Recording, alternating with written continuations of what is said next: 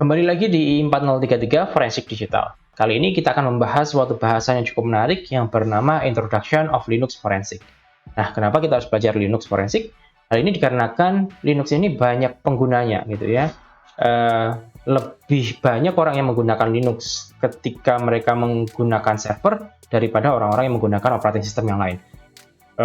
Pun demikian dengan penggunaan dari sebuah Linux yang digunakan pada desktop. Banyak orang-orang atau banyak pemerintah atau banyak organisasi yang menggunakan Linux sebagai base operating system mereka. Oleh karena itu, pembelajaran tentang Linux forensik ini sangat dibutuhkan bagi teman-teman, apalagi teman-teman nanti akan bekerja pada suatu organisasi yang pasti memiliki server-server yang berdasarkan atau sistem operasi Linux. Selamat belajar. Berikut merupakan sebuah overview yang akan teman-teman dapatkan dalam kuliah kali ini. Yang pertama adalah introduction, kedua adalah basic knowledge, dan yang ketiga adalah monitoring. Semua ini akan dibutuhkan teman-teman nanti dalam mempelajari dan juga mendalami tentang sistem operasi Linux, terutama di bidang forensik ke depannya. Pada video kali ini, saya akan memperkenalkan Linux secara general. Sekedar mengingatkan bahwa operating system berada di antara hardware dan application.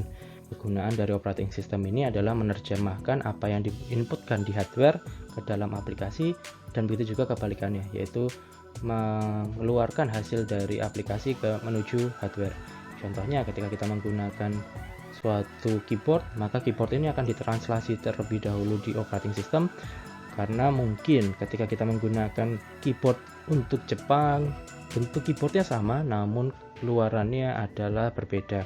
Begitu juga dengan kita menggunakan yang Amerika atau menggunakan UK, maka tampilan di keyboard kita itu sama, tapi keluaran di dalam monitor itu akan berbeda. Begitu juga ketika nanti kita menggunakan suatu aplikasi-aplikasi tertentu, yang mana aplikasi tertentu itu dapat mengeluarkan musik misalnya, mengeluarkan video misalnya, dan lain sebagainya, yang mana aplikasi ini berhubungan dengan hardware, maka akan dijembatani oleh suatu yang namanya operating system. Operating system ini tentunya tidak kita kode dari awal karena kita hanya menggunakannya. Dan ini ada sistem operasi yang berbayar, contohnya adalah Windows, kemudian misalnya Red Hat dan lain sebagainya, namun ada juga yang free atau bersifat open source. Contohnya adalah keluarga dari Linux. Linux ini merupakan suatu operating system yang mana sifatnya adalah open source dan mirip dengan Unix, di mana semua ini berbasis atau berdasar pada Linux kernel. Linux ini pertama kali diciptakan atau di-invent oleh Linus Torvalds pada tahun 1991. Karena bentuk dasar dari Linux ini adalah kernel, maka Linux ini diperbolehkan untuk dibentuk sesuai dengan pengembang lain. Oleh karena itu muncullah namanya distro, di mana distro ini adalah suatu operating system yang mana berdasarkan pada Linux kernel dan memiliki package management system tersendiri. Jadi nanti setiap distro ini akan berbeda bentuk tampilannya maupun kegunaannya, tergantung dengan kebutuhan dari distro itu sendiri. Berikut merupakan contoh dari Linux server distro. Biasanya yang cukup terkenal kali ini adalah Ubuntu, Red Hat Linux, dan juga CentOS. Masih banyak di luar sana untuk distro server, namun ketika ini adalah yang paling sering digunakan di real condition. Berikut merupakan contoh dari Linux desktop distro. Mungkin teman-teman paling sering bertemu dengan Ubuntu, atau mungkin Debian, atau mungkin CentOS, atau mungkin Arch Linux. Selain gunanya dari Linux ini adalah untuk server dan untuk desktop, maka terkadang distro ini dibuat khusus untuk special purpose atau kegunaan tertentu. Di dalam linuxandubuntu.com terdapat 11 jenis spesialisasi atau purpose dibuatnya suatu Linux. Contohnya adalah yang pertama, Learning Linux Operating System, maka bisa menggunakan Gentoo, Arch Linux, ataupun Slackware. Untuk misalnya hack training admin, bisa menggunakan Damn Vulnerable Linux ataupun OpenSUSE. Ketika kita mencoba untuk security, hacking, forensic, penetration testing, maka bisa gunakan Kali Linux, Blackbox, Parrot, Dev, NST, BlackArch, Booktrack, dan lain sebagainya. Jadi terkadang ketika kita akan memilih suatu sistem operasi Linux dan ingin memilih suatu distro tertentu, maka kita dapat melihat dulu sebenarnya kegunaan dari penggunaan Linux kita akan seperti apa.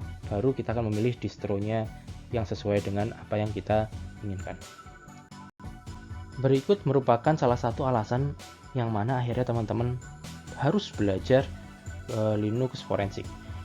Dilihat dari tabel Linux Server Market Share, dapat dilihat bahwa urutan teratas dari penggunaan operating system di sebuah server merupakan Ubuntu, yang mana merupakan 32% dari seluruh pengguna server terbesar di dunia. Kemudian diikuti oleh Unix 19,06, CentOS 17,28, Debian 11,89, Gentoo 2,72, dan lain sebagainya. Di sini Windows 7 dipakai pada 0,97%, dan Windows Server lainnya juga masih ada di dalam tabel tersebut.